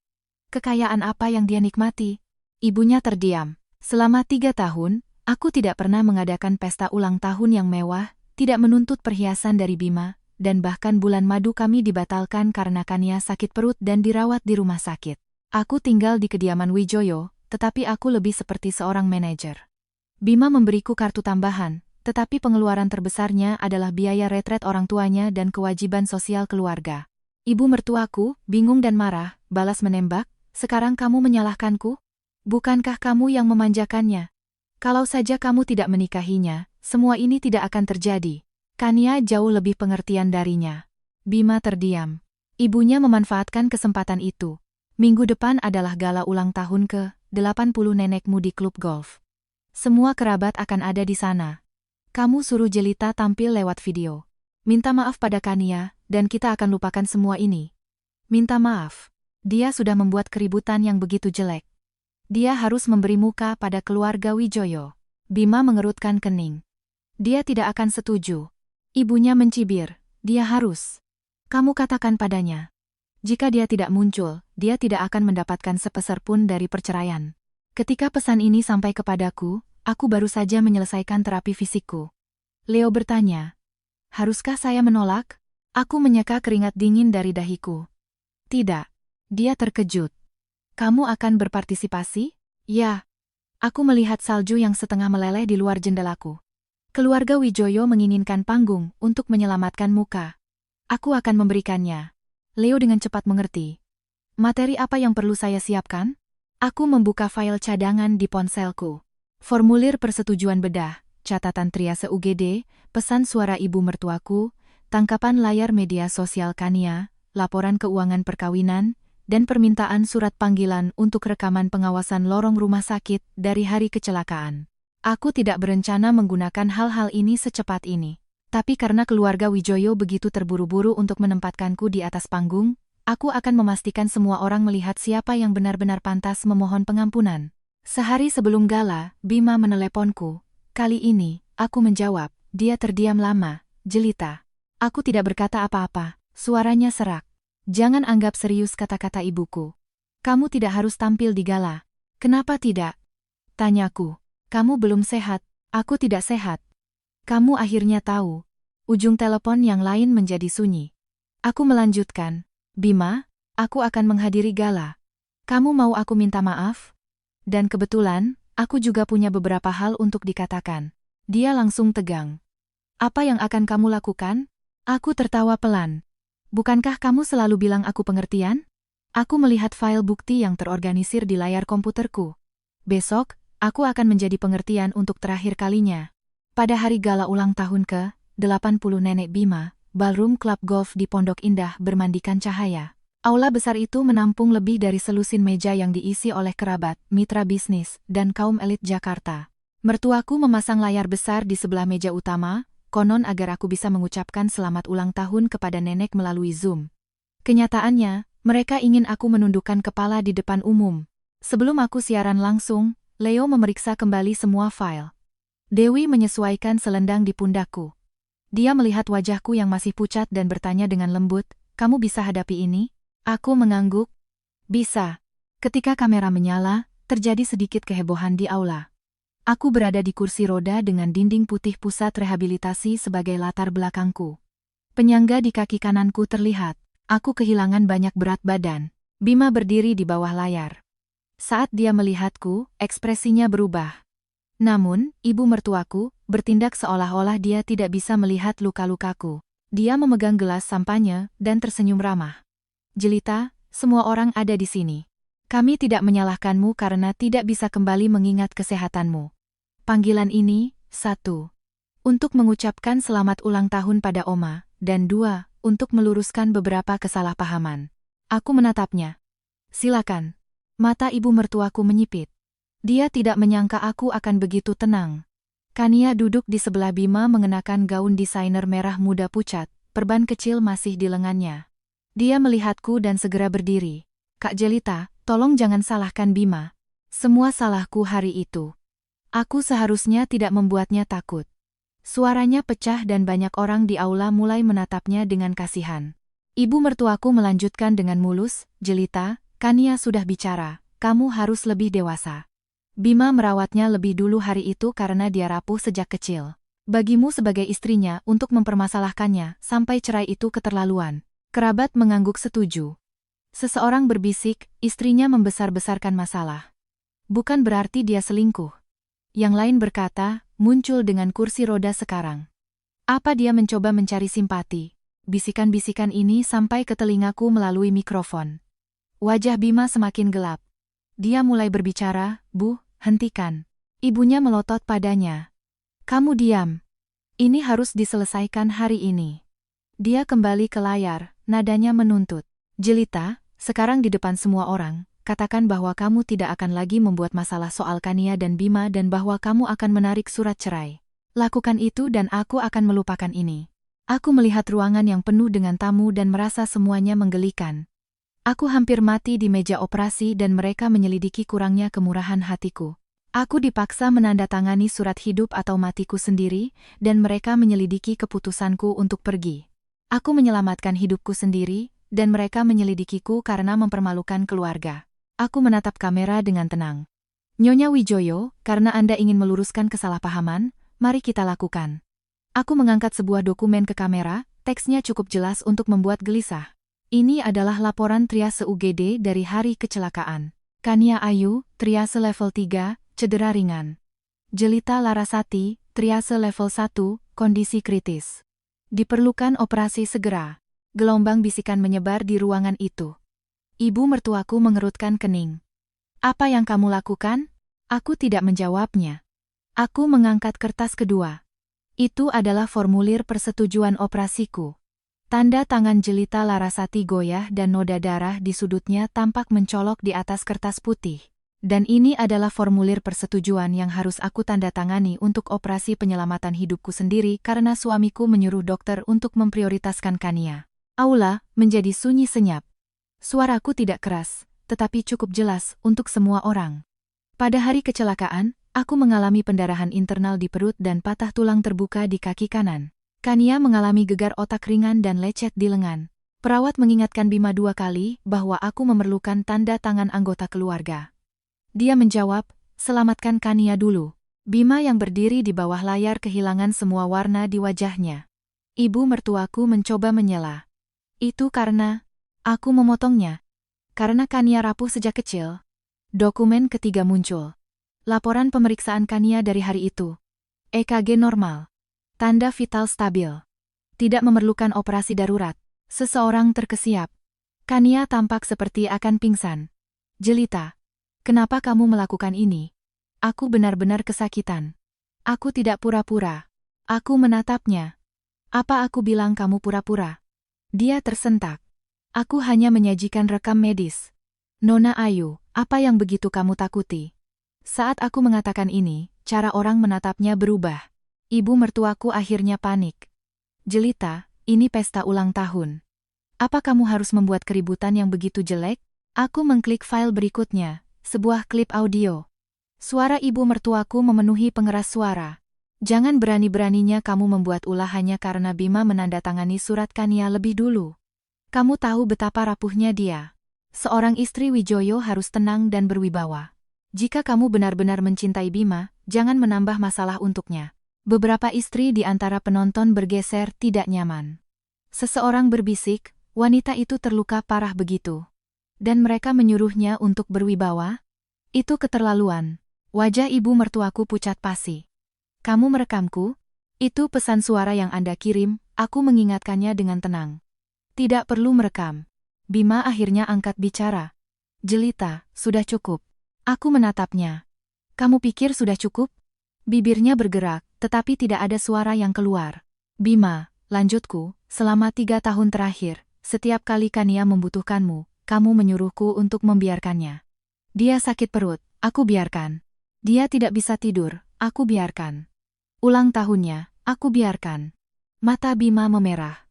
Tidak ada seorang pun di aula yang berbicara. Kania tiba-tiba memegangi dadanya, tubuhnya bergoyang. Bima, aku merasa mual. Dia mulai jatuh ke arahnya. Itu adalah gerakan yang telah dia gunakan berkali-kali, dan selalu berhasil. Tapi kali ini, Bima tidak langsung menangkapnya. Dia tersandung ke kursi. Ekspresi kaget dan malu di wajahnya. Ibu mertuaku bergegas ke sisinya. Kania. Dokter, panggil dokter. Menyaksikan drama yang sudah biasa ini, aku mengklik file terakhir. Itu adalah ringkasan laporan pemeriksaan fisik Kania dari rumah sakit swasta selama 3 tahun terakhir. Leo telah menyunting informasi pribadi, hanya menyisakan bagian-bagian yang terkait dengan penyakit yang dia klaim secara publik. Laporan-laporan itu menunjukkan bahwa kondisi jantung seriusnya tidak pernah didiagnosis secara resmi. Bima menatap layar, benar-benar beku. Kania mulai menangis. Kenapa semua orang menekanku? Aku hanya takut kehilangan Bima. Saat dia mengatakannya, dia sadar telah salah bicara. Aula meledak dalam gumaman. Tangan ibu mertuaku gemetar. Bima perlahan berbalik menatapnya. Kehilangan aku? Wajah Kania dipenuhi teror. Aku tidak melihat mereka lagi. Aku hanya menyapa neneknya. Oma, selamat ulang tahun. Maaf telah mengganggu pestamu hari ini. Sang nenek, yang selama ini diam di meja utama, menatapku dan menghela napas panjang. Jelita, keluarga Wijoyo telah bersalah padamu. Ibu mertuaku tidak percaya. Bu, nenek itu membanting tongkatnya ke lantai. Diam. Seluruh ruangan menjadi sunyi. Sebelum aku mematikan layar, aku menatap Bima. Perjanjian cerai berakhir dalam 3 hari. Setelah itu, aku akan mengajukan gugatan. Layar menjadi hitam. Umpan video terputus. Aku bersandar di kursi rodaku, punggungku basah oleh keringat dingin. Dewi memberiku segelas air hangat. Sakit? Aku melihat layar kosong dan berkata pelan, sakit. Tapi kali ini, dan ini adalah jenis rasa sakit yang baik. Setelah gala, narasi di sekitar keluarga Wijoyo benar-benar terbalik. Berita menyebar dengan cepat melalui kalangan elit. Sebelumnya mereka menyebutku cemburu dan tidak bisa mempertahankan suamiku. Sekarang mereka mengatakan keluarga Wijoyo adalah penindas dan Kania Ayu telah membawa sandiwara gadis dalam kesulitannya terlalu jauh. Mertuaku menjadi bahan gunjingan. Sang nenek menyuruh barang-barang Kania dikeluarkan dari kediaman. Hari Kania pindah, dia menangis histeris. Dia menelepon Bima, tetapi dia tidak menjawab. Dia mengiriminya pesan. Bima, apa kamu akan meninggalkanku juga? Aku hanya sangat takut, aku takut Jelita akan merebutmu. Kita tumbuh bersama. Kamu berjanji akan selalu menjagaku. Pesan-pesan ini kemudian menjadi bukti motifnya. Leo memberitahuku bahwa Kania mulai menyewa buzzer dan humas. Dia ingin membingkai ulang cerita sebagai istri asli yang menggunakan luka-lukanya untuk merundung teman masa kecil yang lemah secara cyber. Leo bertanya, apakah aku ingin mengeluarkan pernyataan pengacara? Aku berkata, tunggu dia datang padaku. Leo terkejut. Kamu yakin dia akan datang? Aku yakin. Orang seperti Kania terbiasa mendapatkan keinginannya dengan air mata, membiarkan orang lain memperjuangkan pertempurannya. Saat Bima berhenti membelanya, dia akan panik. Dan ketika dia panik, dia akan bertindak gegabah. Benar saja, 3 hari kemudian, dia muncul di luar pusat rehabilitasi di Swiss. Aku baru saja menyelesaikan sesi dan sedang beristirahat di kafe. Dia mengenakan mantel desainer berwarna krem, wajahnya masih pucat, tampak seperti selembar kertas yang bisa diterbangkan angin. Tapi matanya tidak menunjukkan kerapuhan, hanya kebencian. Dia duduk di seberangku. Jelita, kita bisa bicara? Aku melirik kamera keamanan publik di dekatnya, lalu aplikasi memo suara di iPhone-ku, bicara. Dia berkata dengan suara rendah, apalagi yang kamu mau? Kamu sudah cukup menyiksa Bima. Aku hampir tertawa. Aku di pusat rehabilitasi belajar berjalan lagi, dan kamu bilang aku menyiksanya. Kania menggigit bibir. Tapi dia mencintaiku. Akhirnya, kata-kata itu langsung, tidak terbungkus lapisan manipulasi. Aku mengangguk, dan dia tampak terkejut dengan ketenanganku. Jadi kenapa kamu tidak pergi lebih awal? Kamu tahu kita tumbuh bersama. Kamu tahu dia tidak bisa melepaskanku. Tidakkah terasa konyol? Mempertahankan gelar Nyonya Wijoyo. Tepi cangkir kopiku mengetuk meja dengan lembut. Aku menatapnya. Saat Bima melamarku, kamu sedang belajar di luar negeri. Dia secara pribadi merencanakan pernikahan. Dia secara pribadi mendaftarkan pernikahan di kantor urusan agama. Kania, tidak ada yang mengikatnya dan menyeretnya ke altar. Wajahnya menegang. Dia melakukannya hanya untuk membuatku marah. Kalau begitu, bicarakan itu dengannya. Jelita Larasati. Dia akhirnya meninggikan suaranya. Orang-orang di sekitar kami menoleh. Dia segera menurunkannya. Jangan bersikap sok suci. Kamu hanya mencoba mendapatkan penyelesaian yang lebih besar dari perceraian. Tanpa nama Wijoyo, kamu itu apa? Kamu tidak punya keluarga untuk mendukungmu. Kalimat itu terdengar akrab. Mertuaku pernah mengatakannya, kerabat pernah mengatakannya, dan sekarang Kania mengatakannya. Mereka semua berpikir kelemahan terbesarku adalah aku tidak punya keluarga. Aku mengambil ponselku, memeriksa waktu rekaman, dan melanjutkan. Kania menatapku. Kamu merekamku? Ruang publik, melindungi diri sendiri. Wajahnya berubah. Lalu dia mencibir. Silakan. Kamu pikir Bima akan meninggalkanku karena ini? Dia berjanji pada kakakku dia akan menjagaku seumur hidupnya. Aku berhenti sejenak. Kakak Kania, Jared, adalah sahabat Bima. Dia meninggal dalam kecelakaan tragis 10 tahun lalu. Dan Bima selalu merasa bersalah karena tidak bisa menyelamatkannya. Itulah mengapa dia begitu protektif terhadap Kania. Itu adalah rasa bersalah Bima, dan itu adalah tali kekang Kania. Melihat keheninganku, dia tampak menang. Kamu tidak tahu, kan? Selama aku menyebut nama kakakku, Bima akan luluh. Dia tidak mencintaimu. Dia tidak berutang apapun padamu. Dia berutang pada keluargaku. Aku menatapnya. Jadi, Kamu telah menggunakan itu selama ini. Kania tersenyum. Menggunakannya. Itu yang seharusnya dia lakukan. Kalau bukan karena kakakku, apa kamu pikir Bima Wijoyo akan berada di posisinya sekarang? Aku tidak merespons. Dia melanjutkan, Jelita, aku sarankan kamu tahu kapan harus berhenti. Tanda tangani surat cerai, tapi batalkan klaim keuangan dan berhenti merilis bukti. Kalau tidak, aku punya banyak cara untuk membuat Bima membencimu. Aku menekan berhenti pada rekaman. Suaraku ringan. Kania. Wajahnya membeku. Kamu benar-benar merekamnya? Aku memasukkan ponsel ke dalam tasku. Lalu apa? Apa aku harus mendengarkan cerita sedihmu? Dia berdiri untuk merebutnya, tetapi dihadang oleh seorang perawat yang telah kupanggil. Aku menatapnya. Kania, kamu bisa terus bermain sebagai korban, tapi kamu harus berpikir baik-baik. Lain kali, bukan hanya rekam medis yang akan dirilis. Matanya merah karena marah. Kamu pikir kamu sudah menang? Bahkan jika kamu menceraikannya, orang yang paling penting di hati Bima akan selalu aku. Aku mendorong kursi rodaku ke depan. Kalau begitu aku doakan kalian berdua hidup bahagia selamanya terkunci bersama. Dia berteriak mengejarku, kamu akan menyesal. Aku tidak menoleh ke belakang. Aku tidak langsung merilis rekaman itu. Aku meminta Leo mengirim salinannya ke Bima lebih dulu. Bima sedang rapat dewan direksi ketika menerimanya. Dia hanya mendengarkan paruh pertama sebelum wajahnya menjadi sangat gelap. Suara Kania. Dia berjanji pada kakakku dia akan menjagaku seumur hidupnya. Suara Kania. Selama aku menyebut nama kakakku, Bima akan luluh. Suara Kania. Dia berutang pada keluargaku. Nanas di ruang ramanas dukan kepala. Dia menjawab dengan cepat. Suaranya syarat dengan air mata. Bima, kamu akhirnya menjawab teleponku. Bima bertanya, kamu pergi menemui Jelita? Dia ragu-ragu. Aku hanya ingin minta maaf padanya. Kamu bilang aku berutang pada keluarga Rit. Ujung telepon yang lain menjadi sunyi. Kania mulai menangis. Bima, bukan itu maksudku. Jelita yang memprovokasiku. Dia terus memancingku. Kamu bilang selama kamu menyebut nama kakakmu, aku akan luluh. Aku tidak. Itu suaramu di rekaman. Kania tercekat. Bima berdiri di ujung koridor dan memejamkan mata. Selama bertahun-tahun, dia pikir dia sedang menebus dosa. Jared memang mempercayakan adiknya kepadanya sebelum meninggal. Tapi perhatian bukanlah pemanjaan. Rasa bersalah bukanlah senjata untuk digunakan melawan orang tak bersalah lainnya. Dan dia tidak bisa menggunakan 3 tahun pernikahanku untuk membayar utang yang dianggapnya pada Jared.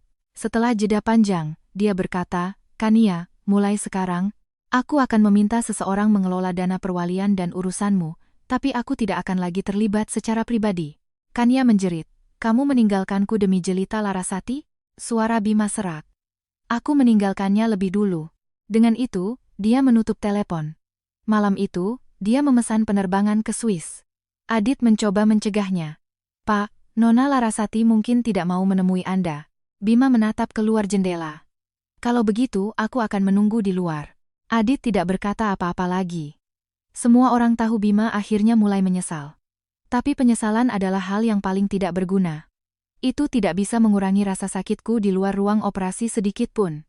Juga tidak bisa mengubah formulir persetujuan yang kutandatangani sendiri kembali menjadi selembar kertas kosong. Hari Bima tiba di Swiss, salju turun lebat. Aku berada di ruang terapi fisik berlatih naik turun tangga. Kaki kananku masih goyah, dan setiap angkatan terasa seperti paku yang ditancapkan ke tulang. Terapis menopang lenganku. Cukup untuk hari ini. Aku menggelengkan kepala, sekali lagi. Tepat saat itu, seorang perawat datang ke pintu. Nona Larasati, ada Tuan Wijoyo di luar yang ingin bertemu Anda. Kakiku membeku di tangga. Dewi langsung mengerutkan kening. Kita tidak akan menemuinya. Perawat itu tampak bingung. Dia bilang dia bisa menunggu. Aku berpegangan pada pegangan dan perlahan berdiri tegak. Biarkan saja. Bima menunggu di luar pusat rehabilitasi sepanjang hari. Salju jatuh di mantel desainernya, membuat bahunya memutih. Melalui jendela lantai dasar, aku bisa melihatnya dan dia bisa melihatku. Saat mata kami bertemu, matanya berbinar. Dia segera mulai berjalan ke depan, tetapi seorang penjaga keamanan menghentikannya. Dia tidak memaksa masuk, hanya berdiri di luar menatapku. Di masa lalu, dia tidak pernah harus menunggu untuk menemuiku. Satu panggilan telepon dan aku akan mengatur segalanya. Jika dia pulang terlambat, aku akan menyalakan lampu. Jika dia sakit perut, aku akan membuatkannya makan malam. Jika dia tidak senang, aku akan menjadi yang pertama meminta maaf. Sekarang, dipisahkan oleh selembar kaca, dia belajar bahwa aku juga bisa menjadi orang yang menahannya di luar. Malam itu, Dewi bertanya, kamu benar-benar tidak akan menemuinya? Aku melihat penyangga di kakiku. Aku akan menemuinya. Dewi terkejut. Beberapa hal lebih baik dikatakan secara langsung. Keesokan paginya, seorang asisten mendorongku ke ruang tamu. Bima sudah ada di sana.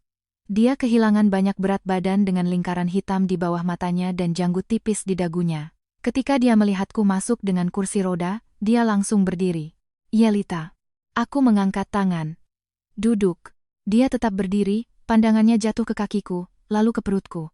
Aku mengenakan sweater kasmir longgar, tetapi kekakuan di mana luka itu masih bisa terlihat. Jakunya naik turun. Masih sakit? Aku merasa pertanyaan itu tidak masuk akal. Menurutmu? Matanya memerah. Maaf. Aku menatapnya dengan tenang. Orang seperti Bima jarang meminta maaf. Di masa lalu, bahkan ketika dia salah, dia hanya akan berkata, lupakan saja, atau jangan dibahas lagi. Maafnya hari ini sudah terlambat. Maaf untuk apa? Tanyaku. Dia terkejut. Aku membantunya. Maaf karena tidak memeriksaku lebih dulu di lokasi kecelakaan. Maaf karena tidak menandatangani formulir persetujuan operasiku. Maaf karena membuatku menandatanganinya sendiri. Maaf karena Kania hanya luka ringan tapi kamu menyuruh dokter memprioritaskannya. Atau maaf karena setelah aku bangun, pesan pertamamu adalah agar aku pergi menemuinya. Dengan setiap pertanyaan, warna pucat di wajah Bima semakin menjadi. Dia berbisik, semuanya. Semuanya. Itu terlalu pelan. Aku mengambil salinan file medisku dari tas dan mendorongnya ke seberang meja ke arahnya. Kamu sudah melihat versi digitalnya, tapi salinan kertasnya lebih jelas. Tangannya gemetar saat mengambilnya. Dia membolak-balik catatan operasi, catatan pengobatan, penilaian risiko infeksi pasca operasi, rekomendasi untuk operasi rekonstruksi sekunder, evaluasi rehabilitasi. Setiap halaman memberitahunya bahwa aku tidak hanya membuat ulah. Aku telah merangkak kembali dari ambang kematian. Bima mencapai halaman terakhir dan setetes air mata jatuh ke atas kertas. Itu adalah pertama kalinya aku pernah melihatnya menangis. Aneh dan tidak memuaskan seperti yang mungkin kubayangkan. Rasanya hanya terlambat, sangat terlambat. Suaranya tercekat, aku tidak tahu. Perawat memberitahumu. Aku panik. Saat kamu panik, kamu masih tahu siapa yang lebih penting. Dia tidak bisa membantahnya. Ruangan itu sunyi untuk waktu yang lama. Tiba-tiba, Bima berjalan ke arahku dan berlutut dengan satu kaki. Jelita. Beri aku satu kesempatan lagi. Aku menatapnya. Aku telah menunggu 3 tahun untuk mendengar kata-kata itu. Setiap kali dia meninggalkanku demi Kania, aku akan berpikir, jika saja dia berbalik, jika saja dia bilang dia tahu dia salah, aku akan memaafkannya. Tapi sekarang hari itu telah tiba, yang kurasakan hanyalah ketenangan. Bima. Apa kamu tahu apa yang kupikirkan saat aku melepas cincinku di meja operasi? Dia mendongak, matanya dipenuhi rasa sakit. Aku berpikir, kataku, jika aku mati, apa kamu akan menyesal? Tangannya mengepal. Jelita. Lalu aku sadar. Aku menatapnya. Aku tidak bisa mempertaruhkan hidupku pada apakah kamu mungkin merasa menyesal atau tidak. Suaranya bergetar. Aku akan berubah. Kamu akan. Aku mengangguk. Kamu akan berubah untuk sementara waktu karena rasa bersalah. Kamu akan menjauh dari Kania. Kamu akan baik padaku. Kamu akan mencoba menebusnya. Tapi Bima, aku tidak lagi bersedia terluka hanya untuk membuatmu sadar. Wajahnya memucat. Aku menyerahkan dokumen lain padanya. Ini adalah versi final dari perjanjian cerai. Leo telah melakukan penilaian ulang aset sesuai dengan hukum properti negara. Adapun bagian Kania, jika kamu ingin menanggungnya untuknya, itu bisa ditambahkan sebagai suplemen. Dia tidak mengambilnya. Aku tidak akan tanda tangan. Aku menatapnya. Kalau begitu sampai jumpa di pengadilan. Kepanikan akhirnya muncul di mata Bima. Apa kita harus sejauh ini? Bukan kita yang sudah sejauh ini, aku mengoreksinya. Kamulah yang mengirimku sejauh ini. Dia tampak seperti baru saja dipukul, berlutut di sana tanpa bergerak untuk waktu yang lama.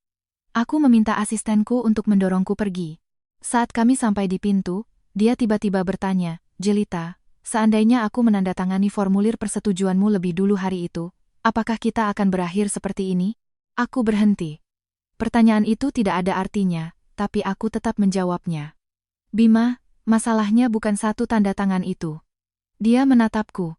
Aku berkata, masalahnya adalah 3 tahun kamu selalu menandatangani untuk Kania lebih dulu. Pintu tertutup. Setelah hari itu, Bima tinggal di Swiss selama 5 hari lagi. Dia datang ke pusat rehabilitasi setiap hari, tidak membuat keributan, hanya menunggu. Pada hari kelima, aku meminta seorang perawat memberinya surat. Isinya satu kalimat. Tolong jangan kembali. Anda mengganggu pemulihan saya. Bima berdiri di tengah salju dengan surat itu untuk waktu yang lama. Lalu dia pergi. Aku tidak pergi ke jendela untuk menonton. Hari itu, untuk pertama kalinya, aku berjalan 30 kaki tanpa bantuan. Tanpa asisten, tanpa terapis, hanya aku. 3 bulan kemudian, aku kembali ke Jakarta. Kaki kananku masih tidak bisa berjalan lama, tapi aku tidak lagi membutuhkan kursi roda, hanya tongkat. Dewi mengantarku ke bandara. Kamu takut? Tanyanya. Aku melihat ke arah gerbang kedatangan Bandara Soekarno-Hatta. Dulu aku sering menjemput Bima di sana. Aku selalu datang setengah jam lebih awal dengan pesanan Starbucks favoritnya. Suatu kali Kania ada di penerbangan yang sama. Bima membawanya mengambil bagasi lebih dulu, lalu berbalik padaku dan berkata, "Kamu ambil sendiri ya." Pergelangan tangan Kania sakit. Hari itu, aku berjalan di belakang mereka, menyeret 2 koper, merasa seperti asisten yang berlebihan. Sekarang, aku kembali untuk mengakhiri sebuah pernikahan, bukan untuk menyambut siapapun. Aku tidak takut, kataku. Area kedatangan ramai. Bima berdiri di barisan paling depan, mengenakan mantel abu-abu tua dan memegang buket mawar putih. Saat dia melihatku, dia mulai berjalan ke depan. Jelita. Aku berhenti. Matanya jatuh ke tongkatku, dan matanya kembali memerah. Aku datang untuk menjemputmu. Aku melirik bunga-bunga itu. Mawar putih. Dulu aku menyukainya. Pada ulang tahun pernikahan pertama kami, aku telah mengingatkannya. Dia lupa. Dia menghabiskan malam itu dengan Kania di janji temu terapisnya. Aku membeli sendiri buket mawar putih dan meletakkannya di meja makan. Mereka setengah layu keesokan harinya. Aku tidak pernah menyebutkannya lagi. Dia akhirnya ingat, tapi aku tidak lagi menginginkannya. Permisi, kataku. Wajah Bima menegang. Jelita, ayo kita bicara.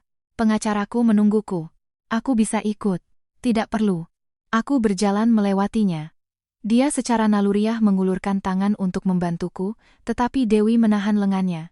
Dia menatapnya dengan dingin.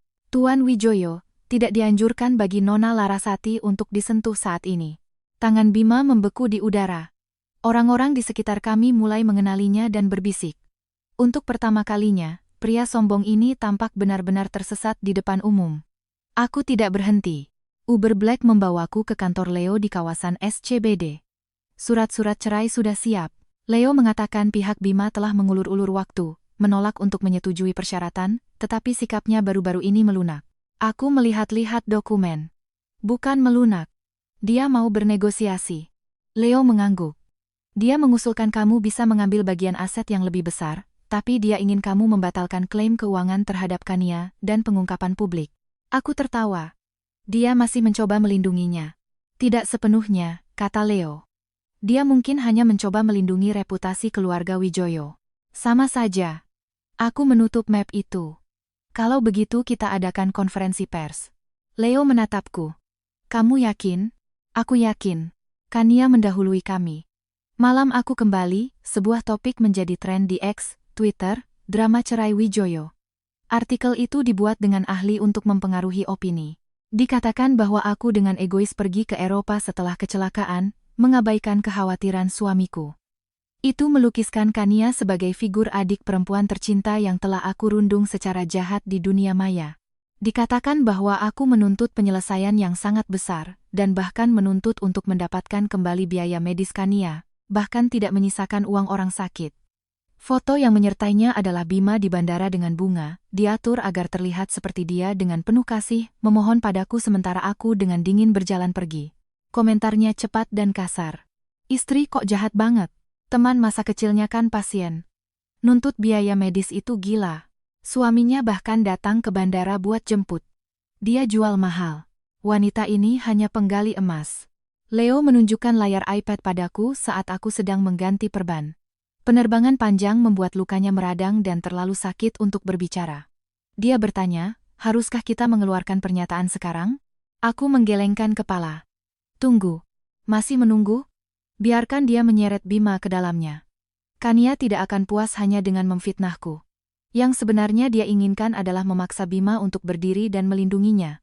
Benar saja, keesokan harinya, Kania memberikan wawancara eksklusif ke sebuah blog gosip. Di depan kamera, dia mengenakan pakaian seperti gaun rumah sakit pucat, wajahnya tanpa warna.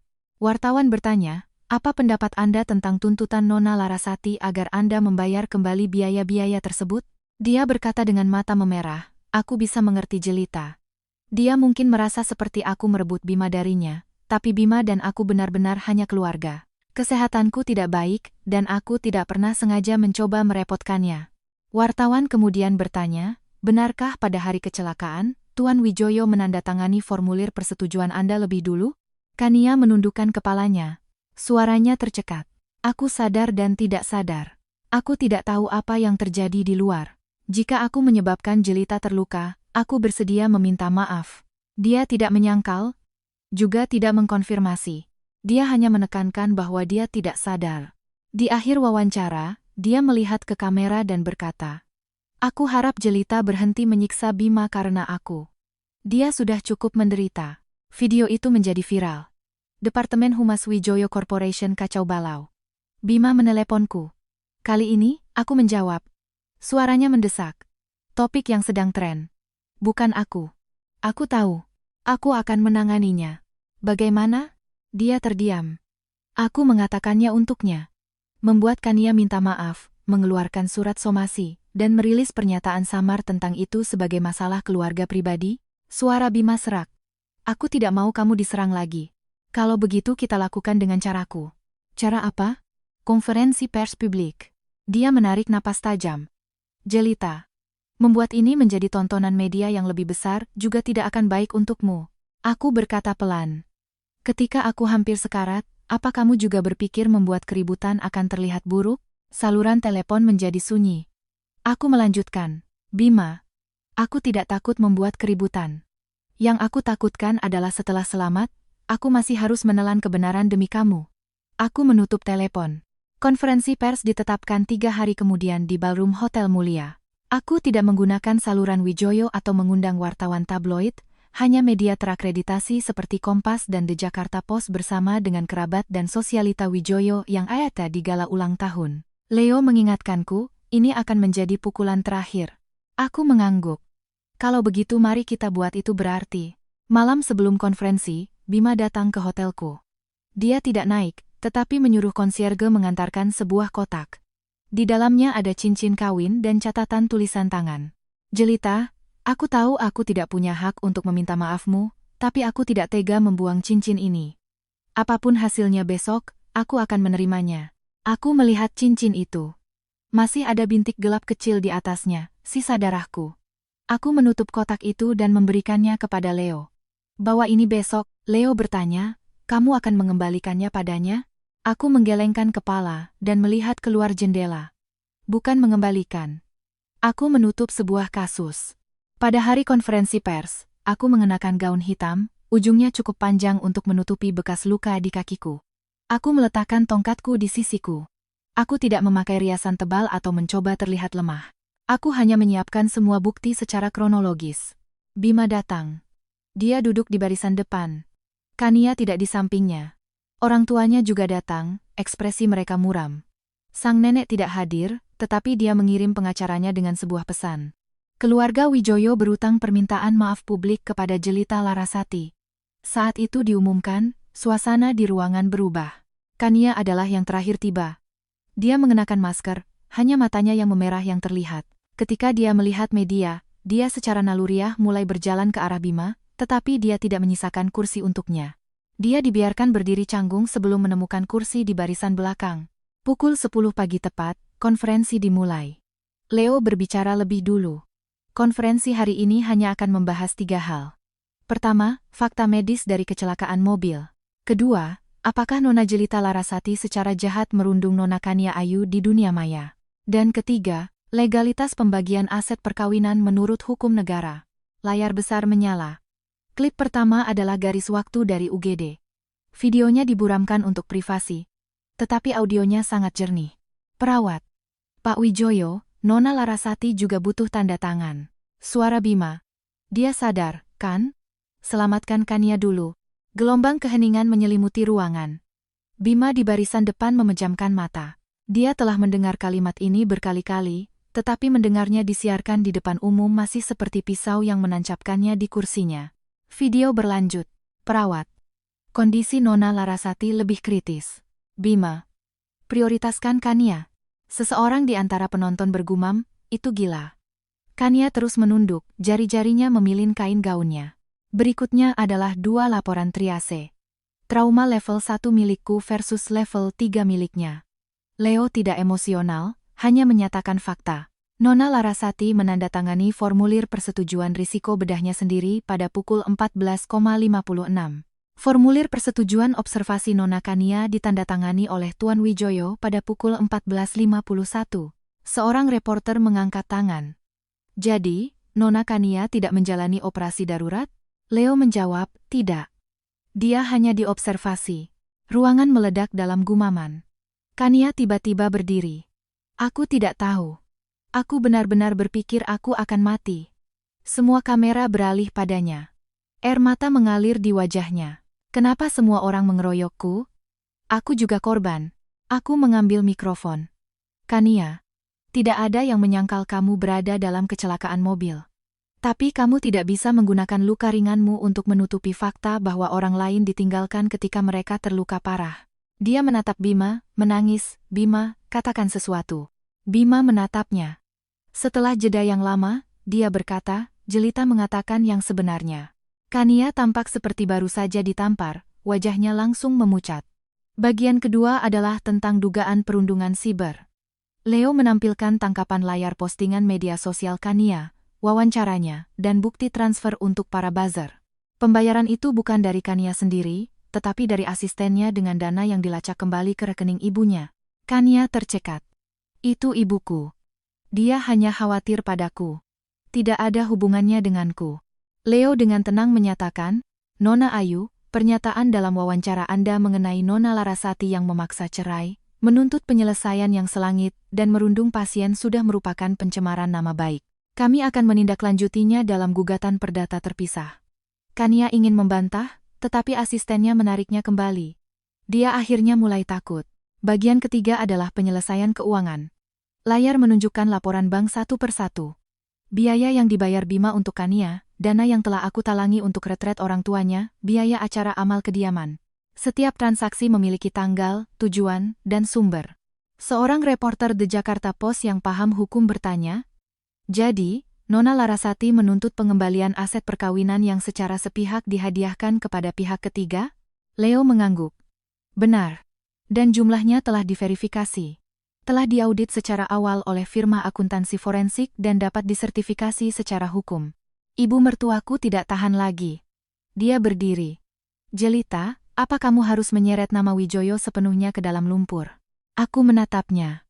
Nyonya Wijoyo, saya tidak pernah ingin menodai nama keluarga. Aku mengklik slide terakhir. Itu adalah ringkasan kontribusiku pada urusan keluarga Wijoyo selama 3 tahun, daftar yang padat dan tak berujung. Selama 3 tahun, kataku, saya memperlakukan keluarga ini sebagai milik saya. Saya melakukan semua ini. Tetapi pada hari kecelakaan, ketika saya terbaring di luar ruang operasi membutuhkan tanda tangan anggota keluarga, tidak ada seorang pun dari keluarga Wijoyo yang datang. Bibir ibu mertuaku bergerak, tetapi tidak ada kata yang keluar. Anda bilang saya menikmati kekayaan Wijoyo, lanjutku. Jadi, hari ini saya ingin bertanya, ketika saya paling membutuhkan keluarga Wijoyo, di mana Anda? Ruangan itu sunyi kecuali suara rana kamera. Bima duduk dengan kepala tertunduk, bahunya sedikit bergetar. Aku mengeluarkan kotak cincin dari tasku dan membukanya. Cincin kawin tergeletak di dalamnya. Aku melepas cincin ini di meja operasi. Saat itu aku berpikir jika aku berhasil selamat, aku tidak akan pernah kembali ke pernikahan itu. Aku menutup kotak itu. Aku hidup, dan aku di sini untuk menghormati keputusan itu. Seorang reporter bertanya, Nona Larasati, apakah Anda yakin tentang perceraian? Tuan Wijoyo terlihat sangat menyesal sekarang. Bima menatapku. Semua orang menatapku. Aku menggenggam tongkatku dan berdiri. Kaki kananku masih sakit, tapi aku berdiri teguh. Penyesalan adalah urusannya. Perceraian adalah urusanku. Air mata Bima akhirnya jatuh. Kania merosot di kursinya, benar-benar kalah. Wajah mertuaku pucat pasi. Setelah konferensi, Bima mengikutiku ke belakang panggung. Jelita, aku berhenti. Dia menatapku, suaranya pecah. Aku terima. Uangnya, akan kubayar kembali. Urusan Kania, aku tidak akan ikut campur. Apapun yang kamu putuskan, aku akan menerimanya. Aku hanya minta kamu. Dia tidak bisa menyelesaikannya karena dia tahu dia tidak punya hak untuk meminta. Aku menyelesaikannya untuknya. Agar aku tidak menceraikanmu? Matanya sangat merah. Aku menggelengkan kepala. Bima, kamu bersedia menerimanya sekarang karena kamu akhirnya kehilangan sesuatu. Tapi ketika aku menunggu tanda tanganmu di rumah sakit, aku juga kehilangan sesuatu. Aku kehilangan kepercayaanku padamu, dan kamu tidak bisa membayarnya kembali. Dia berdiri di sana seolah-olah baru saja dijatuhi hukuman mati. Aku mengambil map dari Leo. Besok pagi, jam 9, pengadilan agama. Aku tunggu 10 menit. Dengan itu, aku meninggalkan hotel. Matahari di luar cerah. Aku masuk ke SUV, dan melalui jendela yang gelap, aku melihat Bima masih berdiri di sana. Di masa lalu, pemandangan punggungnya akan selalu membuatku sedih. Tidak hari ini. Karena kali ini, akulah yang berjalan pergi. Aku tiba di Pengadilan Agama Jakarta Selatan, 10 menit lebih awal. Cuacanya indah. Sinar matahari menyinari Tangga Agung dengan begitu terang hingga hampir menyilaukan. Aku mengenakan mantel berwarna terang sambil memegang map. Leo berdiri di sampingku. Dia bertanya, gugup, aku memikirkannya. Tidak. Bagian paling menyakitkan dari pernikahan ini bukan hari ini. Itu di lorong UGD, di meja operasi, saat aku menandatangani namaku sendiri. Hari ini hanya hakim yang mengesahkan rasa sakit itu. Pukul 9 tepat, Bima tiba. Dia mengenakan setelan hitam, bahkan lebih pendiam daripada di konferensi pers.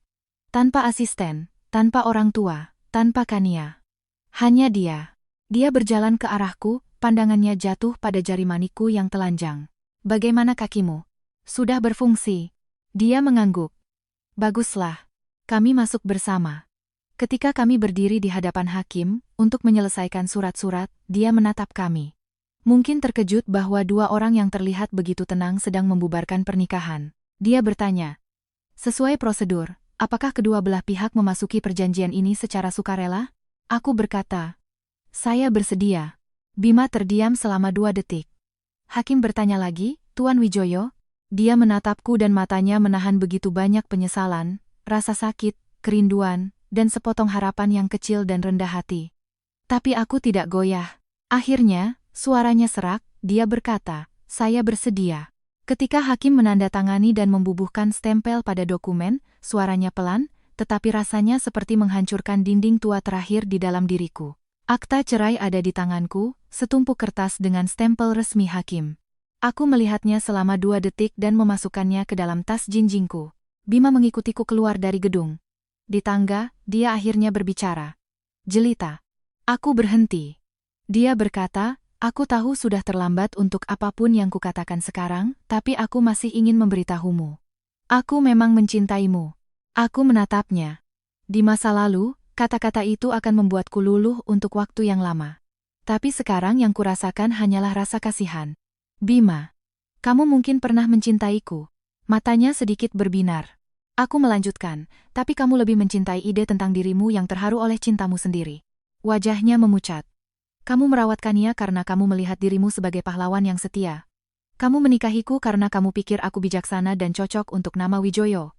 Kamu menyesal sekarang karena kamu menemukan bahwa orang yang selalu menunggumu akhirnya tidak lagi menunggu. Suaraku tenang. Kamu tidak mencintaiku. Kamu mencintai fakta bahwa aku selalu diam di tempat. Air mata jatuh dari mata Bima. Lalu di masa depan.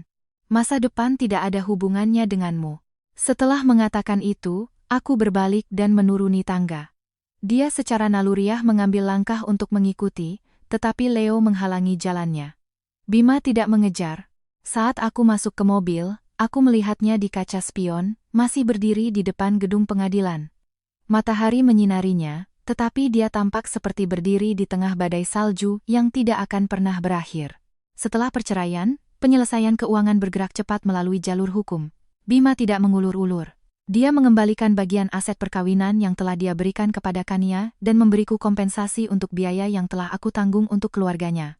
Kania tidak mau membayar bagiannya dan mencoba memainkan kartu korban pada awalnya, tetapi reputasinya di kalangan atas hancur setelah konferensi pers. Keluarga Reed tidak ingin drama lagi dan akhirnya menutupi sebagian biaya untuknya demi menghindari gugatan hukum.